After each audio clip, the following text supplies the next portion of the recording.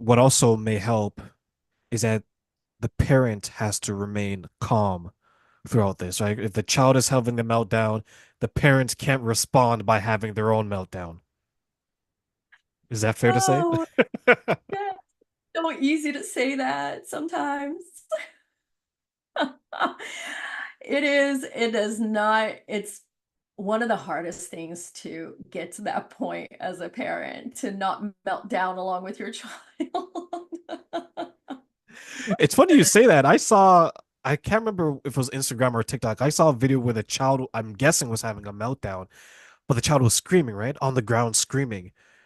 And the parent, as odd as this may seem from me looking in, started to scream back. So the child would scream, stop. The parent would scream, stop. And then you have these people just screaming at each other in the store.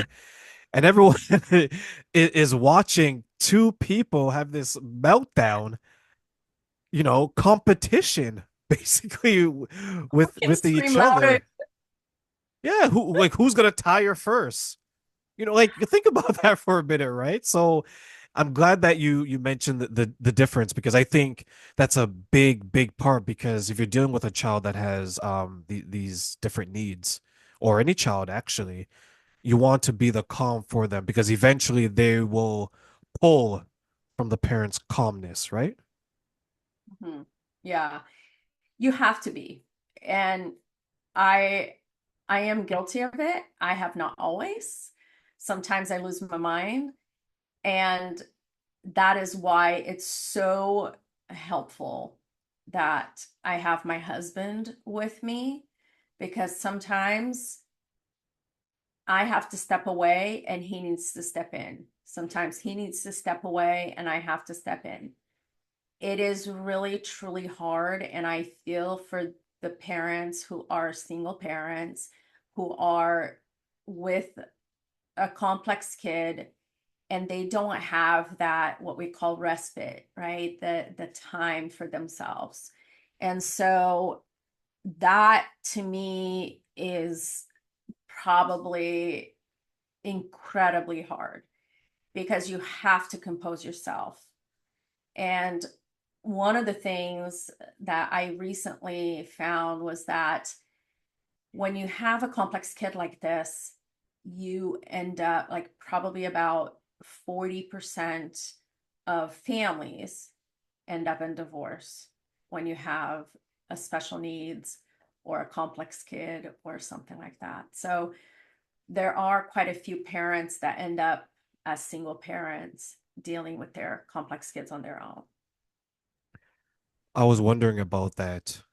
And because you have the moms group and you're working with so many families that have that, and I'm wondering, are the struggles the same for those who have both parents versus those who are single parents? And then you also have a different dynamic, right? Those who are going from a two-parent household to maybe a one-parent household, or maybe even a fourth one, those who are maybe married, but they're solo parent in the household. Do you Mhm. see differences between those dynamics of two parents handling it versus one handling it, whether they're single parent or solo parent? Yes. Oh my gosh. I feel like the ones that are the single parents, they need a lot more help, a lot more support from me. And but I do have to say that it's not just me helping them. They have to help themselves, right? One of the things I so I am going to tell you, my husband and I almost got divorced so many times because we really like I spend so much I in the beginning of all this, I spent so much time trying to figure out what was going on with my son. And you kind of leave things behind and you kind of just do things half-assed, right? Like you just, it's not like 100% of you. You already, when you have a child, you already take some of that away from your spouse. When you have a complex child, you even take even more. So it, it is hard. It is hard. And I tell people, oh my gosh, I'm so sorry. Can you hear that? um, I am, what I tell them is that we need to, my neighbor, we need to make sure that we're taking care of ourselves in a way that we are healthy. So I have had a therapist for many years that I talk to on a regular basis. We all need that therapist that's helping us. Even if it isn't like a psychologist per se or a therapist per se, but even if you have just somebody to talk to, you have to have that. Somebody without that, you can't continue. You need to have the mental health strength to deal with it. I wonder how many people are missing that piece because it's draining, right? Being a parent in itself is draining. Being a parent with a complex children, I would guess, is even more so. And being a single or solo parent dealing with that is probably even more difficult, right? Because from what you've shared with me today, is that the common theme, at least from my understanding, is that you have to make sure that you have the time, you have the energy, you have the resources to deal with a complex kid because it's going to take quite a bit of that from you. Now, if you're a single parent now and you're trying to make ends meet, for example, right? Let's say you're a single parent, middle class, lower middle class, where are you spending most of your time? Probably at work, trying to make things meet, right? Maybe living paycheck to paycheck, whatever the case is.